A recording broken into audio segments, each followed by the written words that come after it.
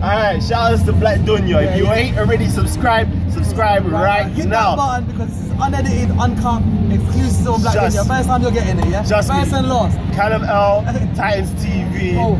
What you want to say with the public announcement speech? Yeah. What did they say? What did they say? In thing, oh, I forgot it. What do you call it when you become a president? They do that big speech in the beginning. Big speech, yeah. Whatever, that's cool. That's what we're doing right now. I support Black Dunya. Yeah, there you go. There you go, bro. Everybody said it. All right, cool. Yeah. So, Kalam, nice to meet you, bro. My name's Raza. Cool. Nice to meet you, bro. What you saying? Cool. All right, cool. So, obviously, Kalam, what I've done is, normally I don't come here too much, but I've seen a couple of videos of you. I know you are on the Titans TV. Big up Titans TV as well. I know brother does this. Shout out to Titans TV. The question was that I've seen a couple of videos where you were speaking to Adnan Rashid, and in those videos, obviously, you discussed a bit about racism, and you've always that closet racist. You made a video about it as well. So I think the claim was initially by him, and correct me if I'm wrong, that he said, "Can you bring me one more source?" I think the original source that was quoted was by Ibn Khaldun. So he then said, "Bring me one more source," and then you went, and then you actually, that's when the whole medicine came in, and you actually gave those sources. So the question was in those sources, that I know the reason obviously you done it was obviously because you asked for it. And then when you actually asked that question, you said, "Look, I don't believe that Islam is racist. I believe Islam isn't racist, but it's institutional racist." So the example you gave was of like the Metropolitan Police or America, when the institution is obviously free from any fault or any defect, but rather when it's practiced, it becomes defective and they start doing their racism. So my question to you is, when I was home and I was thinking about it, I was like, okay, the question I want to ask is that, when you say constitutional racist, an example of that is America. Their constitution is not racist, but their followers, and when they practice it, including the president, at times goes through that racist part.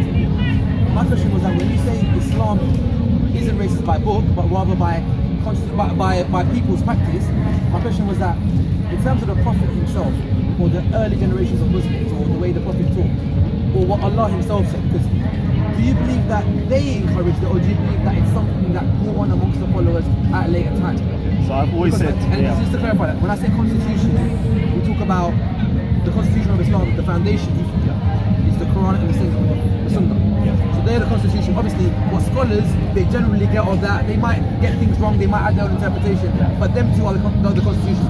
So what's your view? Do you believe that those two in themselves are racist, or do you believe it came later? So I'm not going to speak on the hadiths, the Sahih collection of the hadiths. I want to do the real message he came to give, which we can verify today, is the Quran. And I would say, okay, that when he came, I don't personally believe he was racist. I don't personally believe that the Quran teaches you to be racist at all. Okay? When I spoke with Adnan, I gave 3 definitions of Islam. So there is Islam in its purity, the ideal, and everybody will come back and tell you a black man is not better than a red man, or they will translate it as white, but it's actually ahmar, which means red, and so forth. But non-Arab is not. And so I'm with you. I'm good. Yeah, that's the essence of it, the ideal. I would never ever say that it's racist. I talk about the what Islam has become. I always call the become bit, because initially not racist. Becoming bit became racist, okay? And within my definition I gave, I was talking about the scholars and everybody else, the lawyers, the judges and so forth, whatever the rulings or policies, that became, and then we also use a third term, which I coin as Muslimdom. We have Christianity or Christendom. I say it's Muslimdom because a lot of times you don't want it to be called Islam or Islamic civilization. Exactly. And that's like the people, what they actually practice. If I added to that, come quickly around. I want to duck content in it before you get to me. The Prophet statements or the Quran. So by essence, that's Quran, that the ideal. And the Prophet's essence was not racist. So just to clarify if anybody wants to. I didn't get that, but the question I was discuss that. In terms of obviously like Muslims, we say Islam is the religion, Muslims are the followers. So if you judge Islam, you judge it by what the Prophet done, not by what we do. So meaning if the essence is pure, but the followers have now become seduced, have become deviated because of racism, would you say that that's, rather than saying Islam with them or any word to do with Islam, why not be like Muslims have become? No, because Islam is a religion. You see what I'm saying? So meaning Christianity is the teachings of Jesus per se, and obviously anything that's diseased or that's come up from externally, I wouldn't say that's Jesus doing it, that would say that's the followers that's messed up. Okay. So in the same way I would say Islam is pure, but the followers who are Muslims have then become diverse and messed up by obviously a certain degree. Yeah, no, that's not how we do it, because the religion forms afterwards. So what I mean by that is Jesus never taught Christianity. That makes any sense. Later on, it became coined as Christianity, and other things developed with it, and that's Christianity rather than the teachings of Jesus. So for me, I would distinguish between the teachings of Muhammad versus the religion as to what it's become. That makes any sense. For example, the Prophet, peace be upon him, if you saw a Quran today, you'd be like, what's that? I don't know about it. A masjid today, you wouldn't even know that, because even the masjid in the Kaaba, there wasn't even no roof on it at the time of the Prophet and so forth. So there's a lot of things that's been evolved, brought into it, and so forth. And then there's institutions which give off policies. Okay, and there's certain institutions that would say, you know, when is it right to do jihad? Do jihad against the kuffar, and so forth. And then by utilizing that, they've gone into, you know, Africa and so forth. And it's like, oh, these people are shirk. We have a right now to do jihad and go to war with them. And they used to justify it by doing slave raids, capture them, even castrate them, and then sell them off, and so forth. So there's certain institutions inside of Islam itself that promotes racism. So if I was to redefine the word and say, when I say the word Islam, because we're basically just playing on definition. If I said to you, when I say the word Islam, all I mean is the essence of what Allah and the Prophet said, versus what the Muslims do. So if I use it in that word, would you then say, all right, if you use it in that term, Islam is free from it, but the Muslims are not free from it, because the Muslims are humans that devil can influence. So I can potentially now, astaghfirullah, become a racist, but that will be shaitan on me. That Allah and His Prophet will be free from what I've done. That won't be on them, that will be on me. So rather, Islam as a religion doesn't teach it in terms of the essence and what it teaches, but the Muslims have now, some of them, not all of them. So we can more define it like the Quran, or rather say the Quran doesn't explicitly teach racism. Other people could derive, exactly what I was about to say, other people could derive implicit racism within inside of the Quran. And I can name other individuals that come to the park that state these things. I personally, I don't see it, or I choose not to see it because I have Islamic affinity. So most probably my mind is biased towards not to seeing it. But other points, I'm like, ooh, I hear you, but I still don't want to see it or say it. You see what I'm saying? But the religion itself. Okay, when I say religion, that's all I mean. I mean the Prophet and the Quran. So I don't mean nothing the Prophet more than and the Quran, I can't say that there is. But the Prophet and the Quran doesn't make up the religion. Let's say my definition. However, both of you are looking for racism. No, we're not looking for racism. We're trying to address the issue of racism. There's a big issue in our time, so we're trying to address that issue. So no one's looking for it, but we're trying to address it and find out, you know. You're talking a lot. It's kind of what we do here at Speaker School. You're talking a lot about racism. 100%. So that makes you focused on that issue. Well, we're both people of colour, so it is important to us. But sir, it's important, but then sorry, maybe I'm missing something. I'm not trying to. I'm trying to engage in what you're saying. I'm with you. You two are both. You're very. You worked it out and not worked it out, but you understood it. But I think that sometimes you're talking too much about certain things. Maybe there's other stuff that isn't. No, 100%. Today is obviously just this topic. Maybe the next time I see the brother, we'll talk about something else. It's just topic by topic, isn't it? So today is just this topic.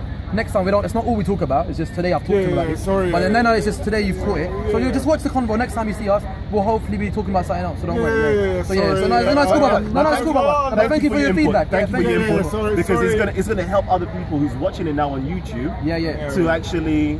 You know, kind of understand where we're coming from. So I appreciate it. No, it's an important issue to be addressed. Thank you, sir. I appreciate that. So, sorry. But no, it's cool, brother. So back to what I was saying is, so if we see it as that, we just see it as, look, Islam is, like, obviously people might say implicitly. I'm with you, the ideal of Islam. The essence and what the essence of it. I have the whole black and white, yellow, Arab, whatever. I've never ever said that's racist. I'm with you. Never will. I never have. Okay, I'm only talking about what it has become, the institutions that's been, so bred not all out. institutions, but some institutions, there might be within certain cultures or certain people, or I think, to be honest, Kalam, I think generally within people, racism is an issue. So I think it's a devil's plan, and it's something that a lot of people have fought against. And obviously the Prophet Islam was one of them. But the point is that people over time have all gone through this time of someone's been racist. So whether it's, you know, I think there's always been an issue, even if someone black is racist or someone non-black, there's always been that my tribe, my culture. It's something that I think exists within humanity, and of course with black people it's become exaggerated, and the point has really been pushed forward with black people because of the whole slavery thing. So they've been advocated to be, they've been oppressed more than others. Correct. So it's agreed. But the point is that would you agree that it's more of a human devil influence on them that has then made them, or whatever the extent of influences are, we can go through a lot of influences of why people become racist. But the point is that it happens to a lot of people, not only Muslims. It can happen to, you know, there can be someone white who's racist, it can be someone black who's racist, it can be someone Asian. It's a very human phenomenon. That's right. Racism is not to a particular religion, you know, per se, or denomination, whether it's a religion or even a race of people, or even color of people. It's you know, as you quite rightly said, it's a humanity issue. Okay, 100%. But it's only that we're focusing, and because obviously naturally Muslims fall under humanity or Christians fall under humanity, there will be traces within us. That's right. But our essence won't teach that. That's right. So but it's people have become deviated because shaitan takes over, and you have influences and you get involved with that. That's right. That's right. So generally we're on the same page. Just for now, because we're talking about Islam, I could do the same thing with Christianity. Exactly. Yeah, that's my point. Yeah. Judaism with Europeans, you can go. If we go to dissect each one, exactly. I'm sure, especially with the research that you've done with Muslim scholars, with certain scholars that you quoted, regardless of the responses to it, the point was that you could probably find. I was reading a quote by, who was it? Churchill. Yeah. I was reading quotes by him. There was blatant racism. Yeah. So if you were to go to every people, you would find something. Yeah. Potentially, even if you were to go to black people per se, you might find racism against other races or cultures. So it does exist. It won't be like black people are free from it. It's a human thing. So it does exist. Of course, with black people, it's been, like I've said, it's been suppressed more because they've been the main point of it, where they've been the main victims of it. That's right. Unfortunately, I haven't seen anything from black people being racist to other people. But you know, I wouldn't.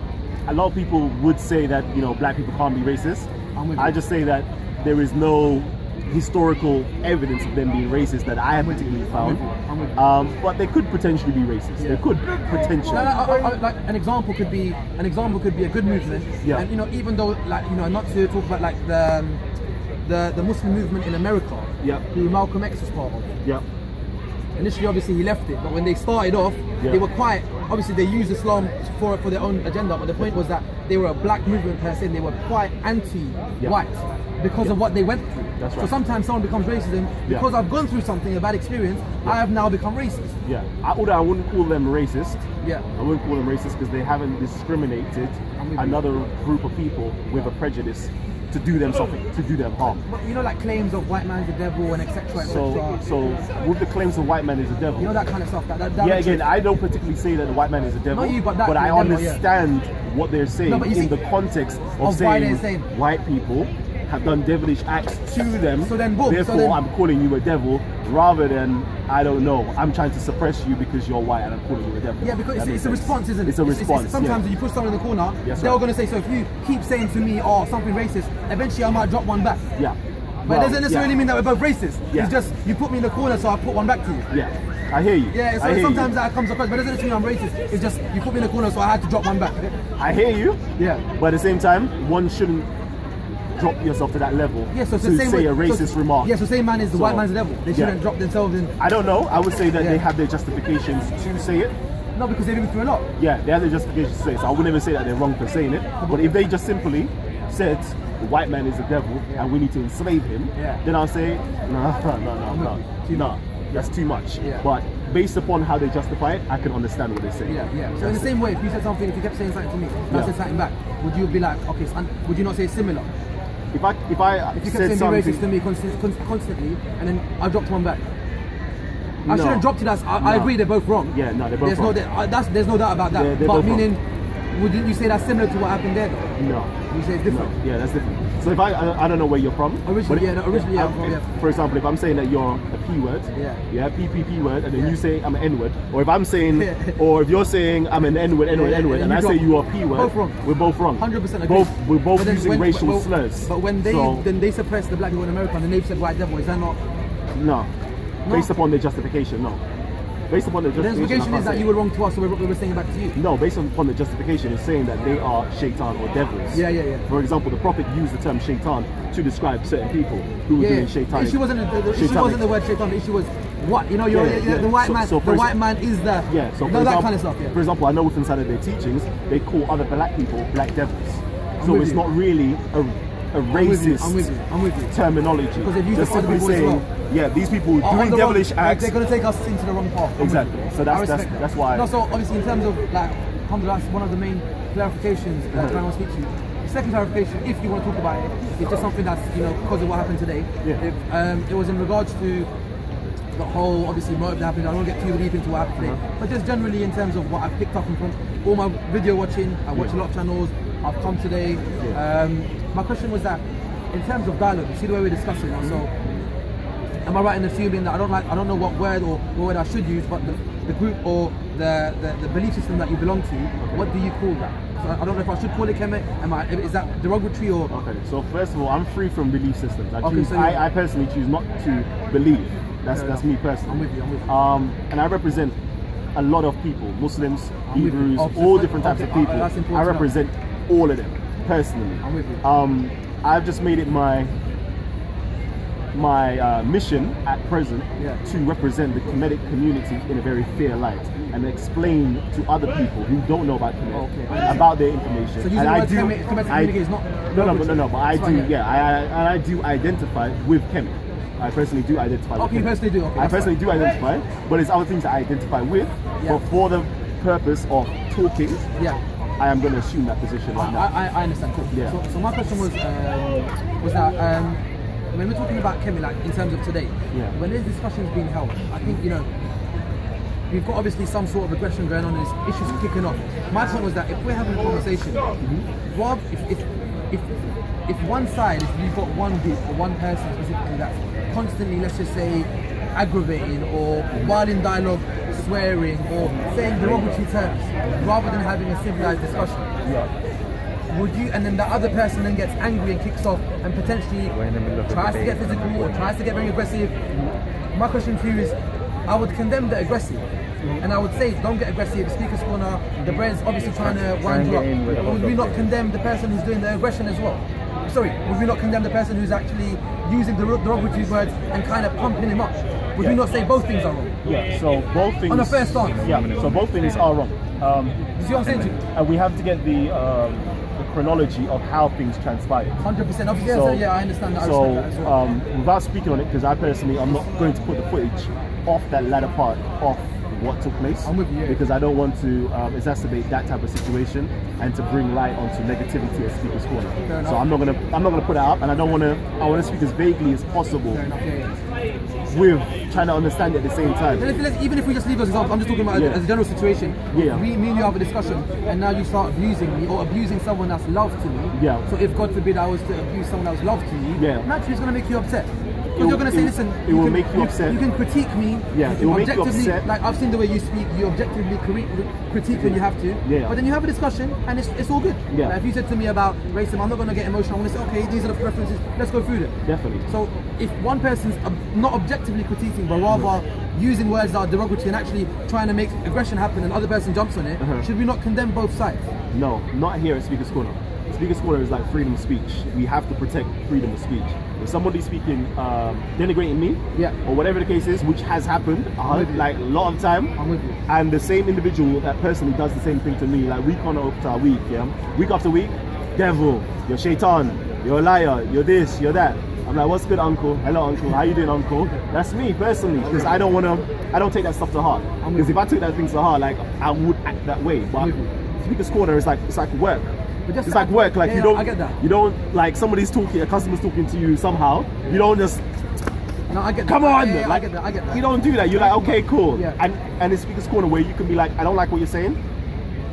Okay, right, so, I'm walking away. And that's what the brother was saying earlier as well. So just 2 points to that. If, you know the example that you gave right now, just 2 points to it. An example was about personal. If you said something about me, that's understandable. But let's just say we're discussing, and I'm not going to use your example because I don't even want to go there. But let's just say you said, God forbid, something about my mom. So automatically, it's not even about me. It's like, if you said something about me, I can handle it. Most man can. Most man can.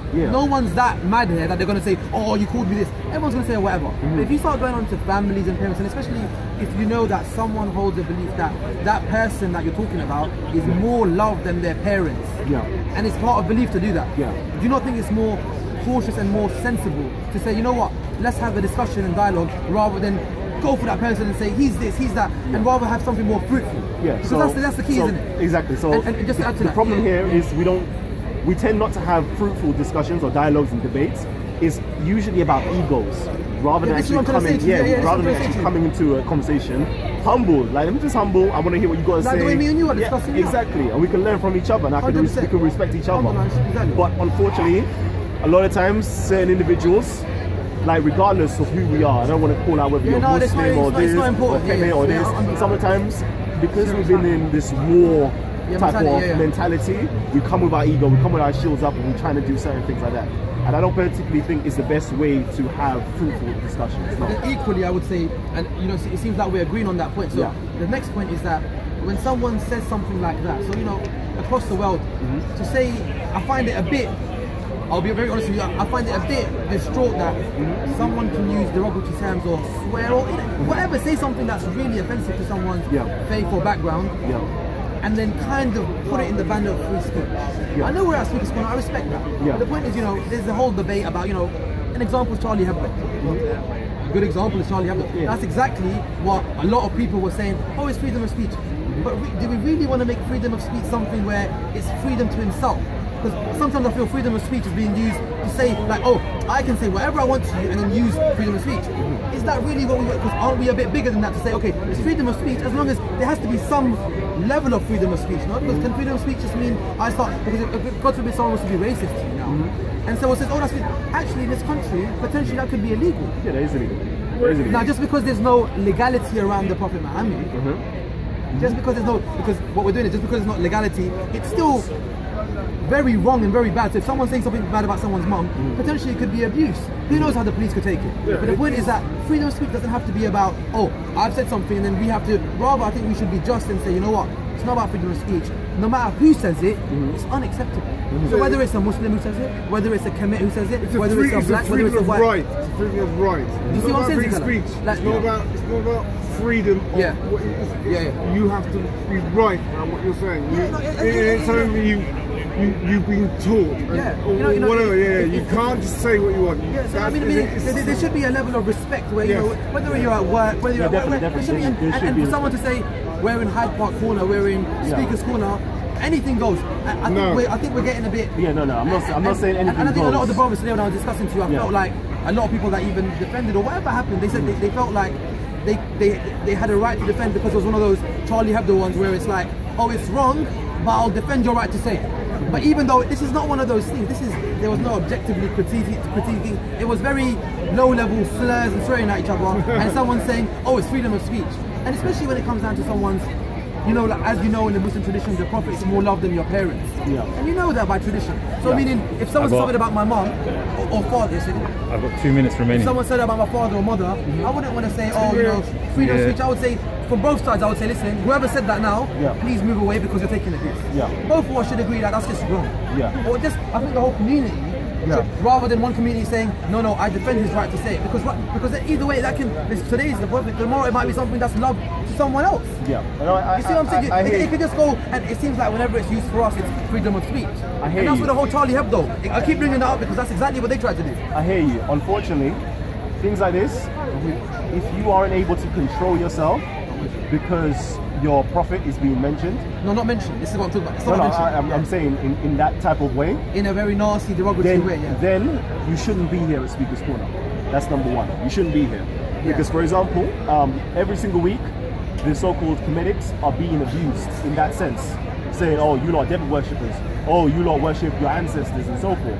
And to them, they could be like, well, my mom is, like, you're talking negatively about my mom and so forth and so forth. Like, that's more important than your prophet who lived how many thousands of years ago, and you love them more than your mother, but I love my mother as my mother and so forth. But you're talking like this.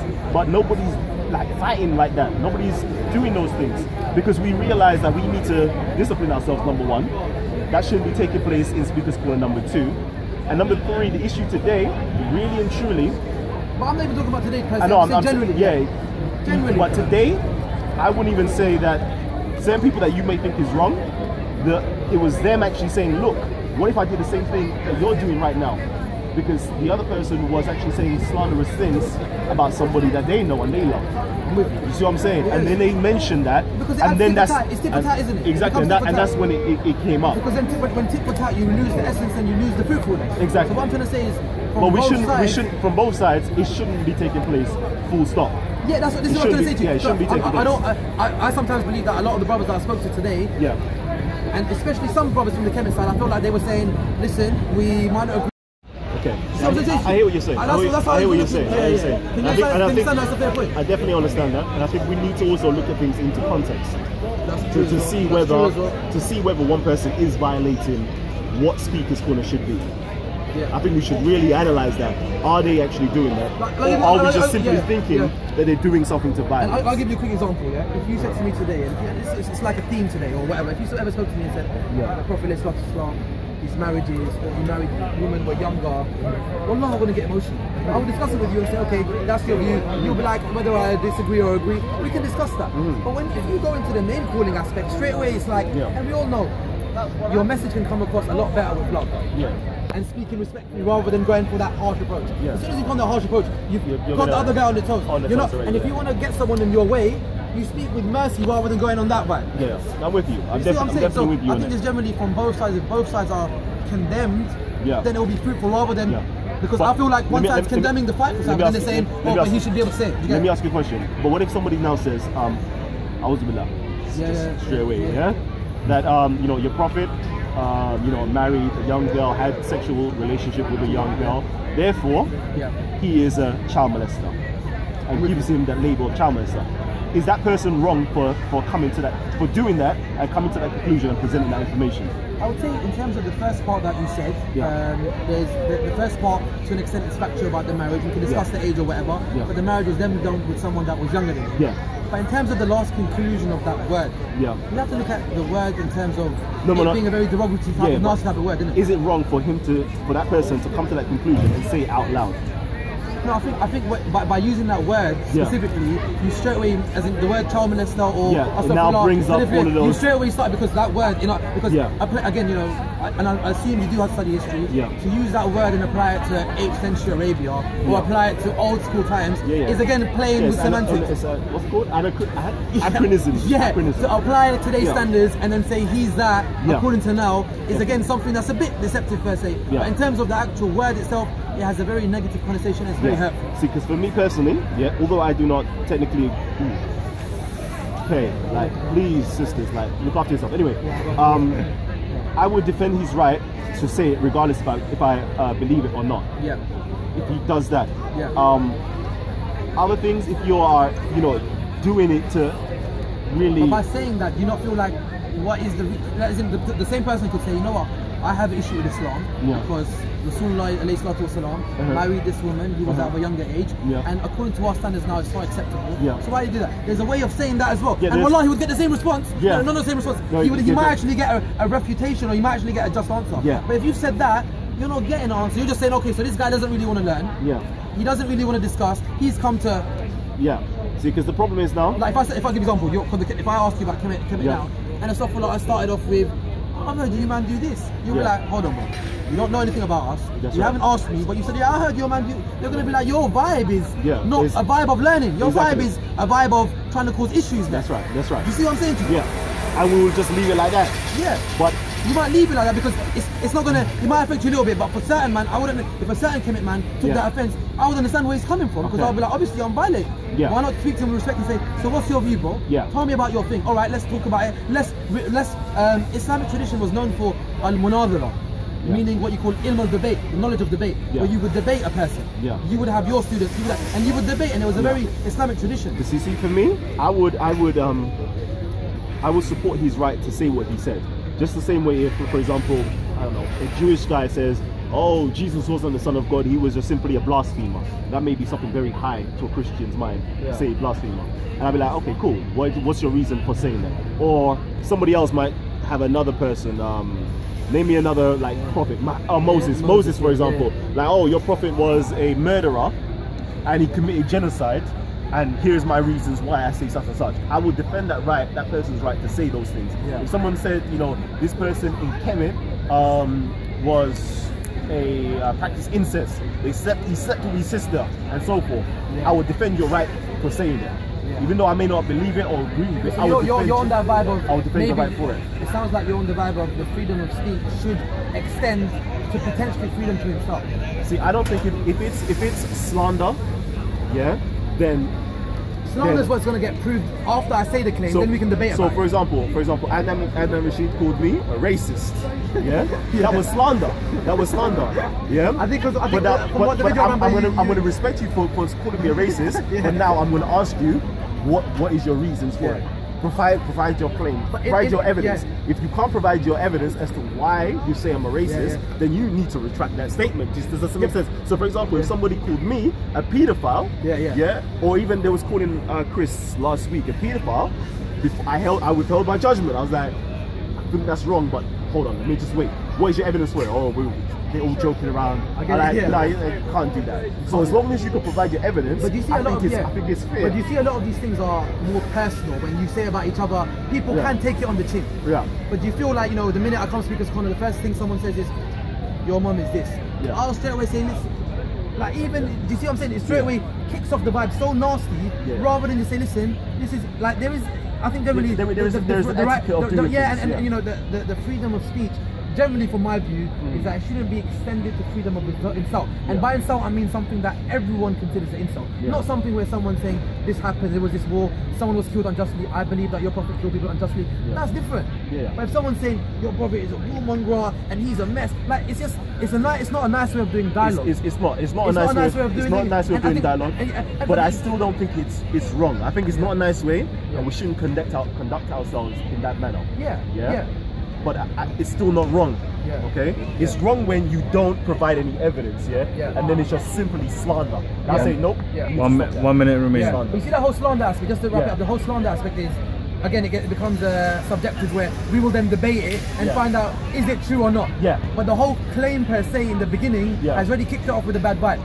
It's kicked off with a bad. So I'm saying it's more to do with efficacy rather than right or wrong. Me and you can have complete opposite dynamics, but we can discuss something still. If you've got certain issues that with Islam or with the Prophet Muhammad ﷺ, you can ask me, boom, and I can say these are the answers. Rather than be so thing. And I think from both sides were just to say, listen, let's make certain rules where aggression is obviously wrong and being violent is wrong. But not even aggression and violence, just being angry and that kind of violence. Last 10 seconds. So we've got 10 seconds. 10 seconds. Let's run it up. All we're going to say is we need to bring a form of efficacy within Silent Speaker's Corner where we can all get along. Peace and love to my brother. Hopefully we get another discussion like this. 100%. Yeah? Is that good? Got it. Yeah. Cool. Kalam, you see, Kalam, I was trying to keep the discussion fruitful. Because you see what